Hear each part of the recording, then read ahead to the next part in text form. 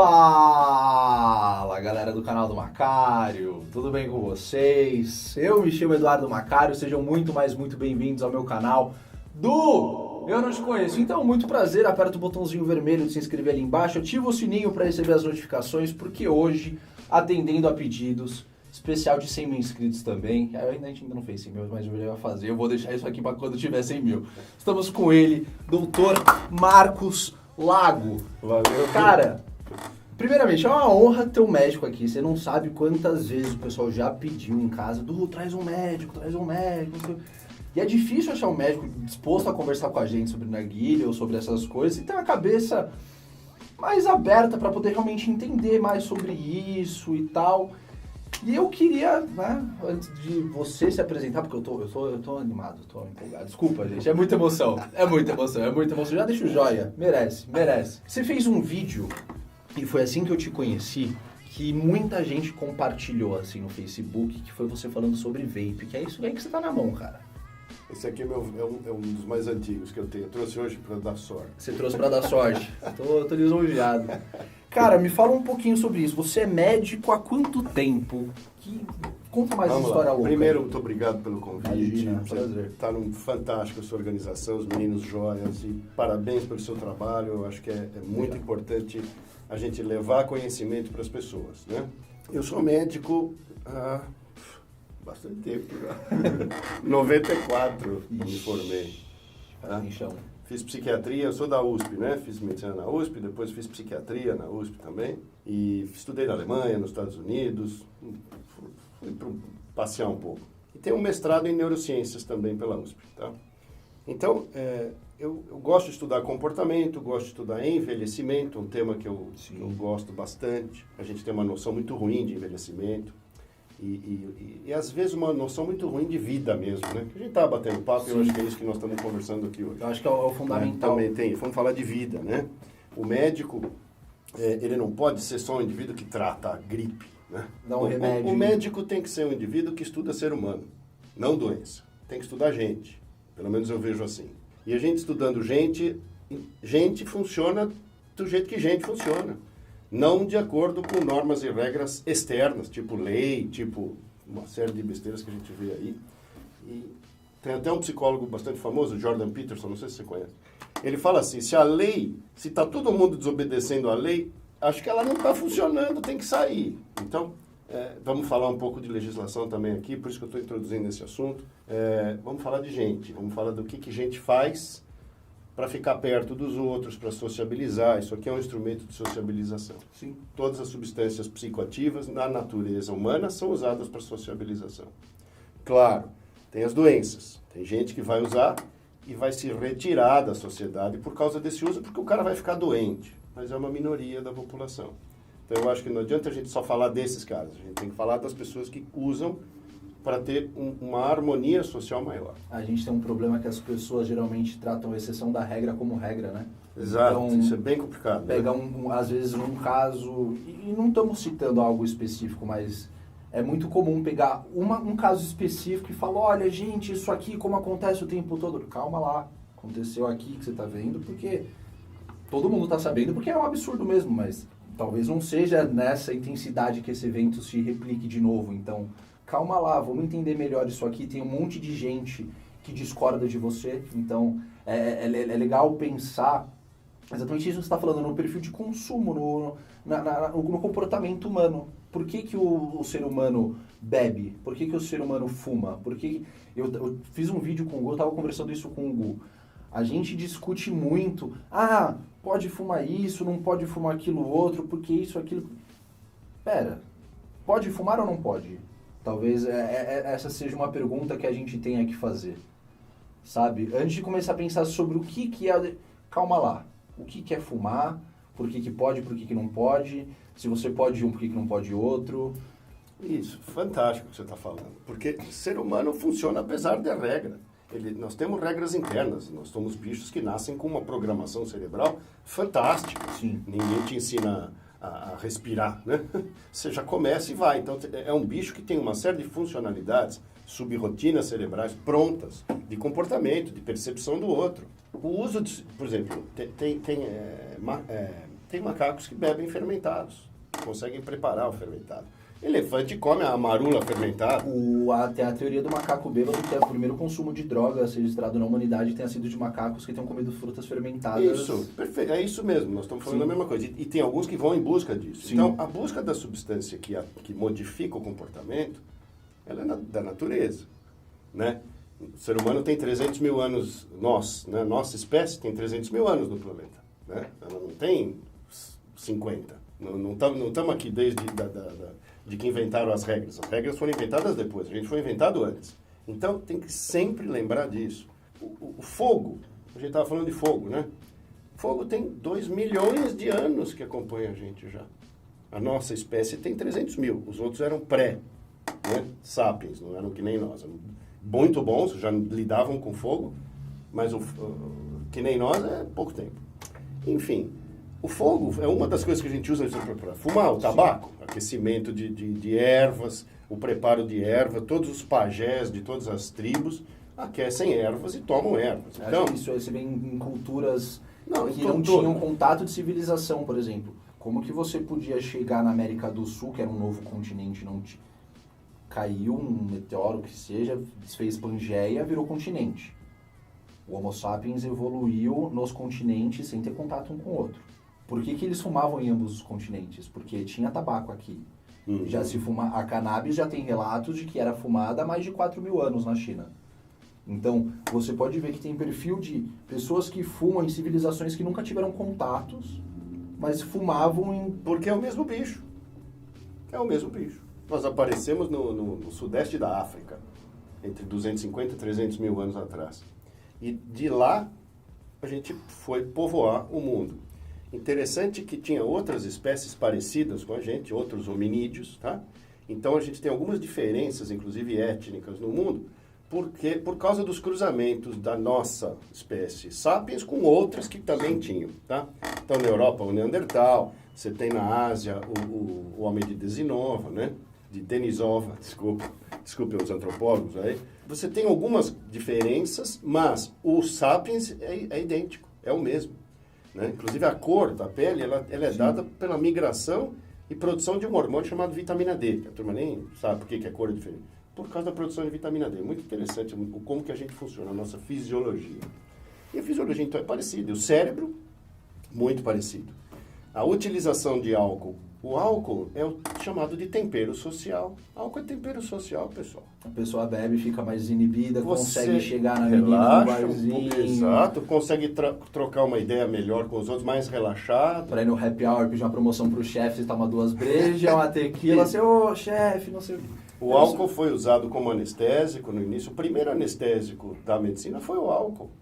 E sabe o que é curioso? Pensar que na década, 100 anos atrás, um século atrás, você tinha Al Capone, porque o álcool era proibido, né? Nos Estados Unidos, a lei seca. Então, olha a desgraça que foi a tentativa, e só houve essa tentativa nos Estados Unidos, e eles nunca mais vão repetir, já sabem, né?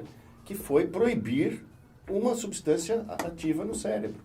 Né? Foi uma desgraça, foi uma criminalidade que adveio disso, enorme.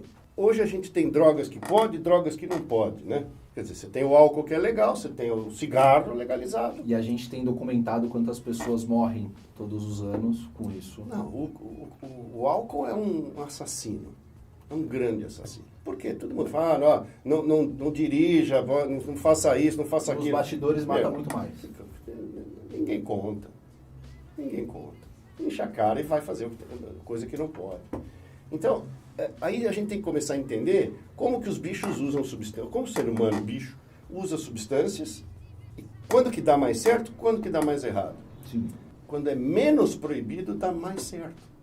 Olha que interessante. Há uma tendência nesse comportamento, né? Quando o uso é ritual, quando o uso é familiar de substâncias, você tem menor quantidade. Os trabalhos científicos mostram isso.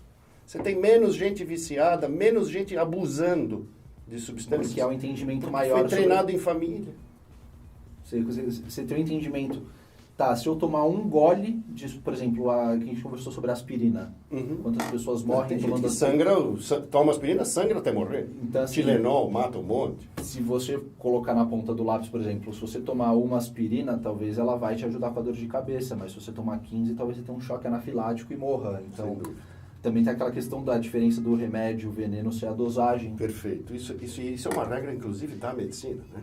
E hoje a gente, voltando para a medicina, tem um laboratório muito importante, alemão, que há 100 anos atrás produzia heroína industrializada, cocaína industrializada, todas essas substâncias que hoje a gente chama de drogas proibidas, foram usadas na indústria farmacêutica em algum momento. Com os opioides. Hoje você tem os americanos morrendo com intoxicação por opioide, viciados em ópio.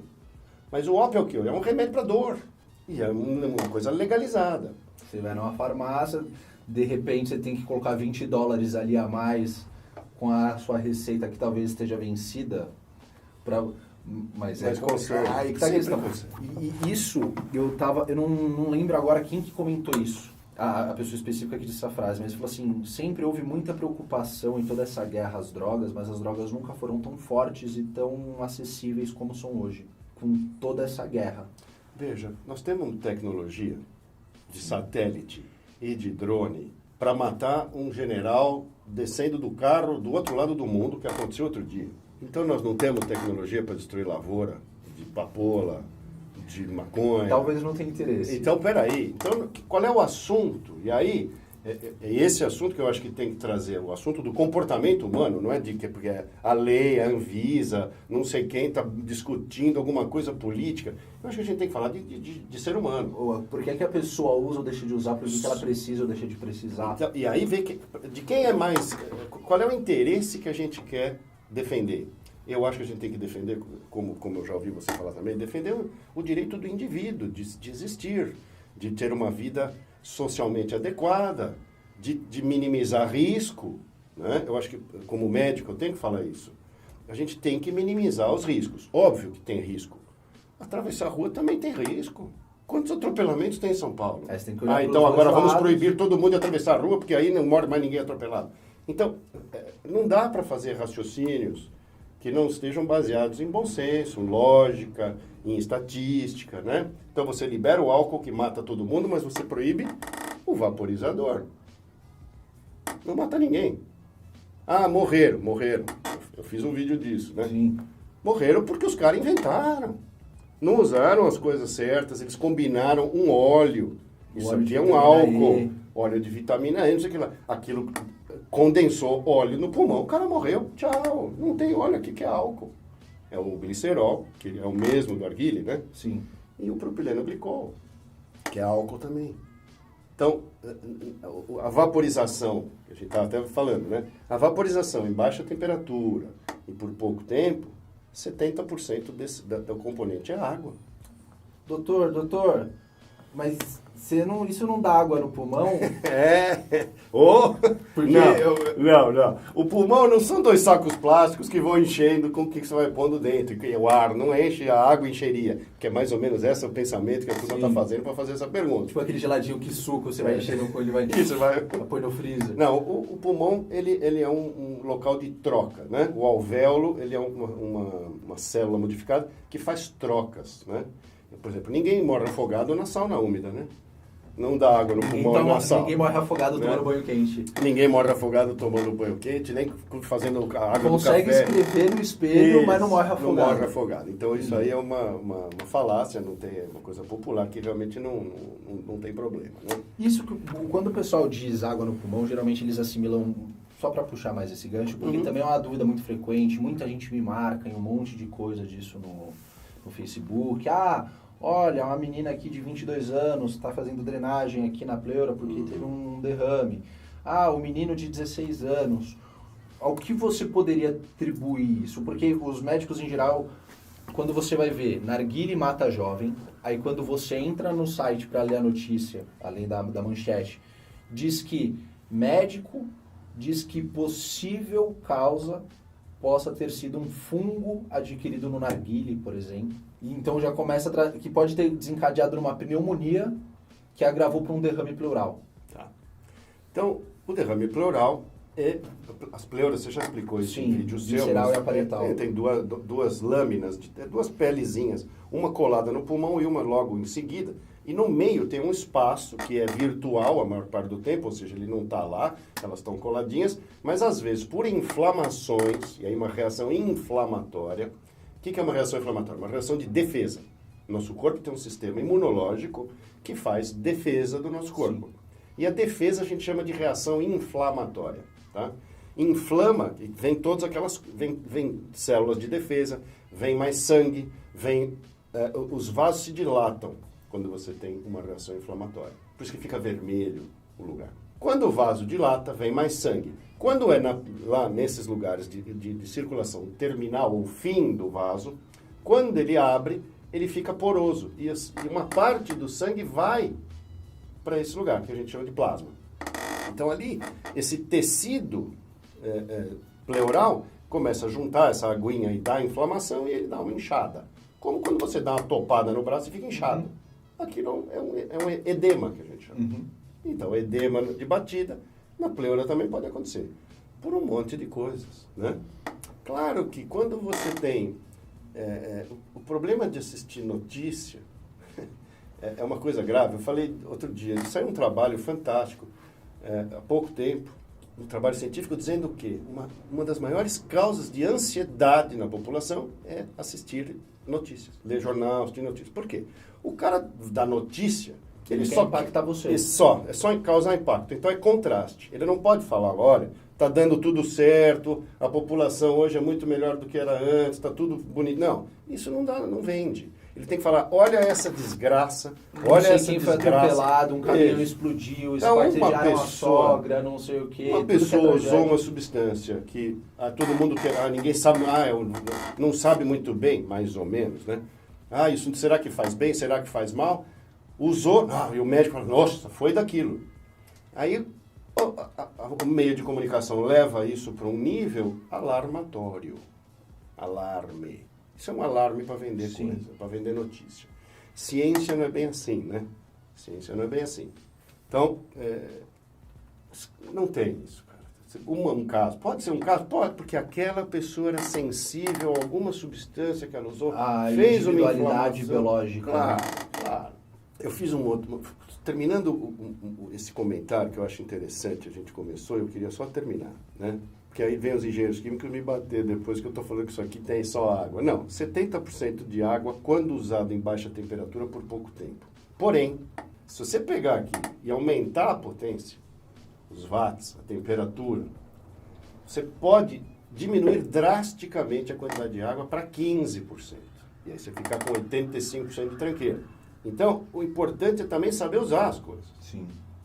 A gente chama de vaporizador, porque a gente está achando que é vapor. E aí, quando fala vapor, parece uma coisa leve. Sim. Isso é um vapor, não faz mal, tá? Mas ele só não vai fazer mal mesmo se você usar... Dentro do limite. Num limite muito baixo, tá? Se você usar lá para cima, tem uma coisa chamada semicombustão. Que eu acho que é uma coisa que a gente, inclusive, vai falar de arguilha também, que tem uma semicombustão. Na semicombustão, você produz não só vapor, mas aí você vai para um pouco de fumaça também. Aí a gente tem que lembrar que fumaça não tem que estar no nosso pulmão. A fumaça que você diz, no caso, para introduzir um pouco mais para o pessoal, seria o que exatamente? Então, quando você queima um material carbônico, a queima carbônica, né? Quer dizer, a oxidação com alta temperatura, que nem pegar um carvão e assoprar, que ele fica vermelho quando você vai fazer o churrasco lá, o seu carvão também, do arguilho, você assopra ele, você dá oxigênio, ele aumenta... Você joga um comburente ali que ele... Isso. Então tem que ter fogo, tem que ter oxigênio, tá? E uma reação em alta temperatura. Isso a gente vai chamar de combustão. E aí tem um consumo daquele... Sim. E a liberação de pequenas partículas, tá? De partículas sólidas. A fumaça, ela é formada de partículas sólidas. Essa é uma coisa diferente. Então aqui, o vapor é líquido. Vapor é líquido, líquido, o outro é sólido. Entendi. E essas partículas sólidas vão para dentro de você arregaçando. Do jeito que vem... Estraga. Porque é sólido. Então ele vai riscar a artéria, vai machucar a artéria, vai riscar o véolo. porque é como uma coisa dura. E apesar de ser pequeno a nível microscópico, nossos alvéolos... Nós temos um monte de coisa são microscópica. Então ele vem como se fosse pegar um caco de vidro e esfregar em uma parede de gesso. Isso, boa. Talvez boa ideia. Você não consiga ver o caco de vidro, a garrafa de vidro sendo fincada, porque é muito longe essa parede, mas lá no meio, lá dentro, tem uma... Então esse é o nosso medo sempre, né? Sim. Não dá pra gente fazer propaganda de estragamento dos outros, Não, né? e é um alerta que eu sempre puxo aqui, porque o pessoal sempre acha que nos vídeos que eu vou fazer a respeito de saúde, acho que eu vou falar bem de narguilé, que narguilé é ótimo, e eu falo pra todo mundo, o narguilé faz mal. Porque qualquer coisa que você for fumar é mais prejudicial do que você não fumar. Isso. Então, quando você tem a opção entre não fumar e fumar alguma coisa, entenda que fumar qualquer coisa é mais prejudicial do que a opção de não fumar. Perfeito, eu já ouvi você falando isso é brilhante que você disse. O pulmão foi feito para respirar ar. E isso deve ter a proporção de, acho que 16,02% de oxigênio, não tem? Acho que até mexer no argônio muda o metabolismo.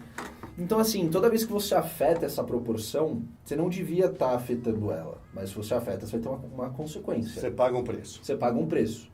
E aí que entra a questão. Esse preço pode ser pago? Porque é o que a gente está falando. Você pode fumar? Você pode escolher fumar? Porque aí tem a cerveja que custa R$2 e tem a garrafa de uísque que custa 15 mil. Uhum. Você pode pagar o preço que você quiser, desde que você tenha o recurso para pagar esse preço. Certo. E aí que está o ponto. Você acha que o ser humano deveria ter essa liberdade de...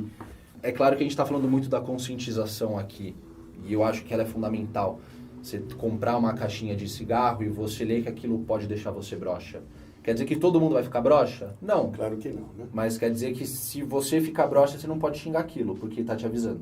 Mas tem uma coisa interessante também, só para começar a te responder. Quem mora em São Paulo, na cidade de São Paulo, e arredores, né? Arredores, assim, você pega a massa de poluição que tem em cima de São Paulo, ela tem 100 quilômetros de diâmetro, né? É bastante grande. Então acho que deve chegar quase em Campinas aqui. Fácil, por cima deve chegar. E lá também tem, quer dizer, deve juntar. O que acontece? Morar em São Paulo, respirar o ar de São Paulo é o equivalente a fumar 4 cigarros por dia. De papel, que faz mal. É a mesma quantidade de fumaça destrutiva que fumar 4 cigarros por dia. Então já está todo mundo fumando. Mesmo aqueles que são contra cigarro, vocês estão fumando também. Eu não sei que você mude para o Acre, sei lá. Vamos proibir a atmosfera então, aí, pessoal. Você está proibido de morar em São Paulo se você não quer fumar. Bom, enfim. Então, a gente tem que entrar nesse assunto que você está falando. O que é viver, pô? O que é viver? Quanto é a expectativa de vida? Para que a gente serve? Para que serve o ser humano? Para nada. Para que serve? A gente serve para se manter vivo o tempo inteiro, só. Como é que a gente faz isso? Das mais variadas formas. Né? A gente se alimenta, a gente faz exercício, a gente dorme, mas a gente tem uma outra maneira de se manter vivo que é ter descendentes. Então a gente transa e faz filho. Então é para isso só. Nós somos formados biologicamente. Biologicamente. A gente é um animal que aprendeu a usar calculadora. Perfeito. Mas a gente foi formado pelo DNA, código genético. O que o DNA sabe fazer? Se copiar.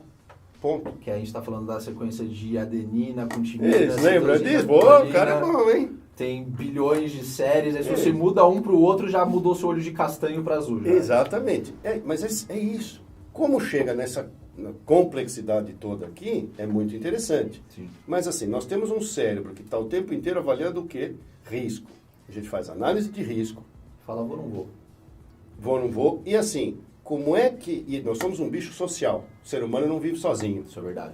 A gente precisa, para repovoar, inclusive, a Terra, se acabasse todos os seres humanos, um casal não repovoa. Você precisa de umas 100, 150 pessoas, mais ou menos, seres humanos, para você conseguir repovoar o planeta com o ser humano. Então, é bicho que só funciona em sociedade. Agora, como que a gente negocia o nosso funcionamento numa sociedade moderna, do tipo civilizatória? Que tem 10 mil anos de existência. Nós temos 300 mil de existência no planeta e 10 mil de civilização.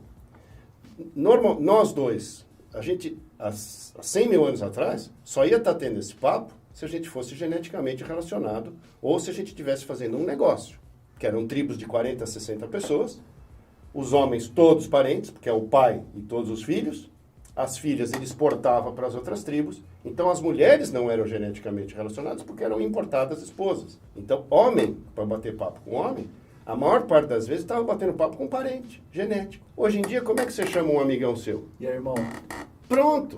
Você usa um termo genético para designar uma relação não genética, mas que para você é forte de afeto.